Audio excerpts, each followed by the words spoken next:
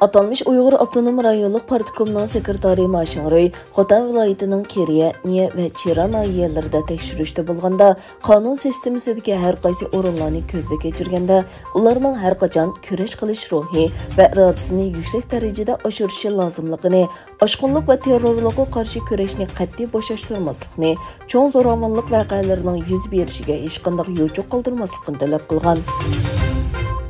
Amerika Tamojna ve Chegara Qo'llash idorasi CBP Amerikadagi import shirkatlariga xat yozib, Uyg'ur majburiy emgakining oldin ilish qonunining bu yil 21 iyundan boshlab ijro qilinganligi, Sharqi Turkistonda ishlab chiqarilgan mahsulotlarning majburiy emgak mahsuloti emasligini isbotlash talab qilinganligi e'lon qilindi.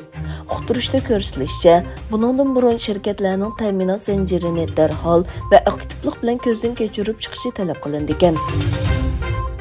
Hindiston hukumati qonunsiz pul yetkash orqali davlatning tashqi piramid qoidasiga xiloflik qilganligi uchun Xitoy ahli iqtidorli telefon magnati Xiaomi'ning $725 million musodir qildi. Hindiston 2020-yili Xitoy bilan bo'lgan chegara to'qinishi sababidan Xitoy shirkatlariga tava 100 dan ortiq yanfon app'larini cheklagan edi. Turkiya prezidentining bayonotchisi bosh elchisi İbrahim Kalin Ukrainaning poytaxti Kiyevni rasmiy ziyorat qildi. Kalin ziyorat jarayonida Ukraina prezidenti Zelsinki tarafidan qabul qilindi. Kalin yana Kiyevdagi Turkiya elchixonasida o'tkazilgan iftorda Turkiya fuqarolari va Qrim tatar turklari bilan ko'rishdi. Kyoto agentligining xabariga qaraganda, Yaponiya tashqi ishlar ministri Hayashi Yoshimasa ziyoratga kelgan Nur-Sultonda Qozog'istonning muavin bosh ministri va tashqi ishlar ministri Muxtar Teloberdi bilan ko'rishib, ikki taraflik munosabat va rayonlik masalalarni muzokara qilgan. Ministr Hayashi Nur-Sulton ziyorati jarayonida Qozog'iston prezidenti Qosim To'qayev tomonidan qabul qilingan. Xabarda yana Xitoyning rayondagi ul asliha mablag'iga qarshi Tokio hukumatining Osiyo davlatlari bilan bo'lgan iqtisodiy hamkorlikni kuchaytirishni maqsad qiladiganligi ko'rsatilgan.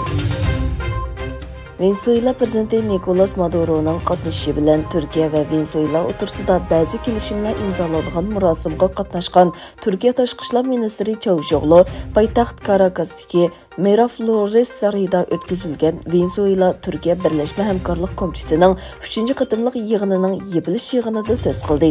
Çavuşoğlu mundaq dedi: "Men yana bir qatim ta'kidlamoqchimanki, biz Venezuelaga qaratilgan jazoga qat'iy qarshi turamiz. Do'st davlat Venezuelaning yanida turishni davomlashtiramiz." Serbiya prezidenti Aleksandr Vučić Belgradda o'tkazilgan marosimda so'z qilib, davlatining havo mudofaa kuchini oshirganligini ta'kidladi.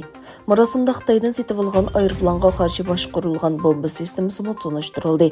HQ-22 boshqarilgan bombasining Amerikaning vatanparvar nomli boshqarilgan bombasi va Rossiyada ishlangan S-300larga o'xshash iqtidorlari bor bo'lib, Serbiya tunji bo'lib Xitoyning boshqarilgan bomba sistemasini ishlatishni boshlagan Yevropa davlatiga aylandi.